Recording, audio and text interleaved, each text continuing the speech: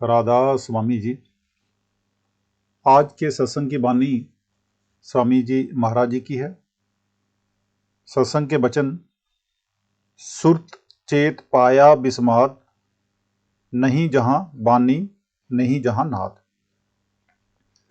सो वहां बूंद जो है समुद्र में मिलकर समुद्र बन गई, यानी कि जो रूह है हमारी आत्मा, वो परमात्मा के साथ मिलकर परमात्मा का रूह बन गई। उस वक्त कौन कह सकता है कि बूंद और समुद्र दो हैं? वह अपने कुल में जा मिली। सच तो ये है कि जब आत्मा सारे कर्मों को काट कर शारीरिक पर्दों से निकल गई, तब सतपुरुष के दरबार में पहुंचती है। हम नहीं जान सकते कि वह मालिक कितनी कशिश से हमें अपनी तरफ बुलाता है और किस तरह प्रारब्ध कर्मों का जाल तोड़ता है। जब प्रेम आता है तो आत्मा मालिक से मिलना चाहती है, फिर ये शब्द को पकड़ती है और शब्द रूप हो जाती है। जिस तरह हर एक बूंद समुद्र में मिलकर समुद्र बन जाती है, इसी तरह अंदर ज्यों ज्यों प्रेम प्रीत और भाव बढ़ता है, त्यों त्यों सुरत उस ज्योतिर्मय पहाड़ के पास पहुंचती जाती है। उस प्रकाश के समान इस देश में कहीं भी प्रकाश नहीं है। वह देश 3 गुणों से पार है। इस देश में उस देश जैसा कोई नमूना नहीं है। जो आत्मा वहां पहुंचती है वही उसको जानती है।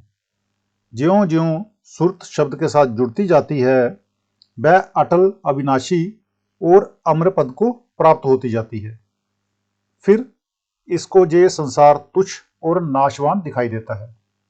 वहां का हाल देखकर अति आनंद होता है। उस देश का बयान करने के लिए बीन की धुन भी बताई जाती है। फिर कहते हैं, आदि ना अंत अनंत अपार, संतन का वह निज दरबार।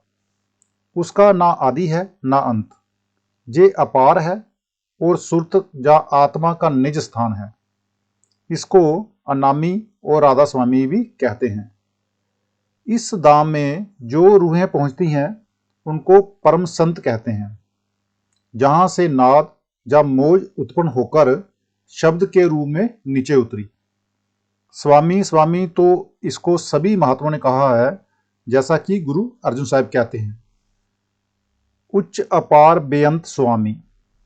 हजूर स्वामी जी महाराज ने राधा का लफ्ज साथ में जोड़ दिया, यानी राधा स्वामी कह दिया, मगर लफ्जों की तरफ नहीं जाना चाहिए। श्री गुरु नानक साहब भी फरमाते हैं, तू अकाल पुरख नाही सिर काला, तू पुरख अलेख अगम निराला। हे सतलोक के मालिक सतनाम, तू अकाल है, तेरे सिर पर काल नहीं। तू ही पुरख अलेख यानी अलख पुरुष है, तू ही अगम पुरुष है, तू ही निराला है। वेदों और कई मजहबी किताबों को इसकी खबर तक नहीं। वेदों की हद दूसरी मंजिल यानी ब्रह्मा के नीचे तक है। वहां ना जोगी पहुंचे हैं और ना ज्ञानी पहुंचे। ज्ञानी वाचक ज्ञान में बाहर ही बैठे रह गए। जो जोगी थे वे सहस्दल कमल में जाकर बैठ गए, और जो व्यास वशिष्ठ जैसे जोगेश्वर थे वे ब्रह्मा में जाकर बैठ गए। ये एक अनमोल वस्तु है।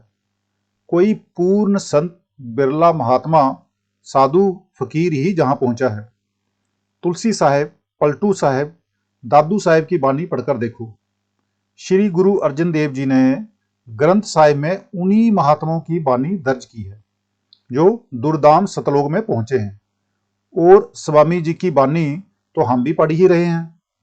बावजूद इसके कि संत दुर्दाम पहुंच चुके होते हैं, फिर भी दम नहीं मारते, यानी नम्रता नहीं छोड़ते, और कहते हैं कि मैं जहां पहुंचने वाला कौन था, ये सतगुरु की मेहरबानी है, मेरी कोई लियाकत, मेरी कोई योग्यता नहीं थी।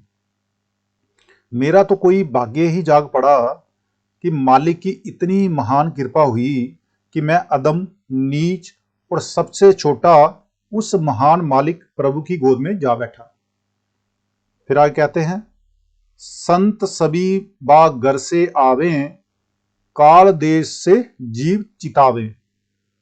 अब हजूर स्वामी जी महाराज फरमाते हैं कि संत दुर्धाम से आते हैं और जे मल मूत्र वाला 5 तत्वों का चोला धारण करके इस काल के देश में आकर जीवों को चिताते हैं।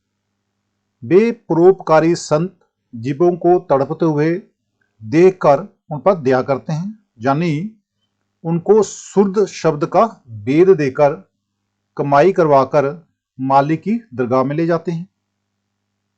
जो ये शब्द या अनहद नाद का मार्ग है, ये सीधी जरनैली सड़क है। ये बड़ा अजीब, मीठा और सच्चा रास्ता है। बाकी सारे रास्ते अधूरे और नाश होने वाले हैं। महात्मा कभी नहीं कहता कि मैं महात्मा हूं। जब हम उससे पूछते हैं कि क्या आप सतगुरु हैं, तो वह कहते हैं कि नहीं, मैं सतगुरु नहीं, तुम मुझे दोस्त समझ लो। जब तुम्हारी अंदर की आंख खुलेगी तब जो मर्जी हो कह लेना। यही श्री गुरु गोबिंद सिंह जी फरमाते हैं, मैं हो परम पुरख को दासा। इसी तरह गुरु नानक साहब ने भी कहीं नहीं कहा कि मैं गुरु हूं। जैसा कि श्री गुरु अर्जुन साहब फरमाते हैं, कहो नानक हम नीच कर्मा, शरण परे की राखो शर्मा। हमें मालिक से मिलना है और मालिक से मिलने के लिए किसी पहुंचे हुए महात्मा की जरूरत है। जो महात्मा खुद रूहानी मंजिलों पर जाता है, वही हमें भी ले जा सकता है। जो खुद ही अंदर नहीं गया, वह हमें किस तरह से ले जा सकता है। जैसा कि श्री गुरु अंगद साहिब कहते हैं, अंधे के राह दसिए, अंधा होए सो जाए, होए सुजाखा नानका, सो क्यों उजड़ पाए। इसलिए हमें कोई ना कोई महात्मा तलाश करना चाहिए। मैंने खुद 20 साल तलाश की है। सिखों के घर में पैदा होने के कारण छोटी उम्र से ही ग्रंथ साहिब पढ़ाया गया। जब भी बानी पढ़ता, वह कहती कि मालिक तेरे अंदर है। महात्मा की तलाश शुरू हुई। जब मिले तो समझ में आया कि बानी तो अंदर ले जाती है, सो बानी के पढ़ने से मुक्ति नहीं। एक आदमी मेरे पास आया, उसने पूरे ग्रंथ साहिब के 800 पाठ किए थे। 200 पाठ कर चुके भाई तो मुझे पोठोहार में बहुत से मिले थे, लेकिन 800 वाला कोई नहीं मिला था।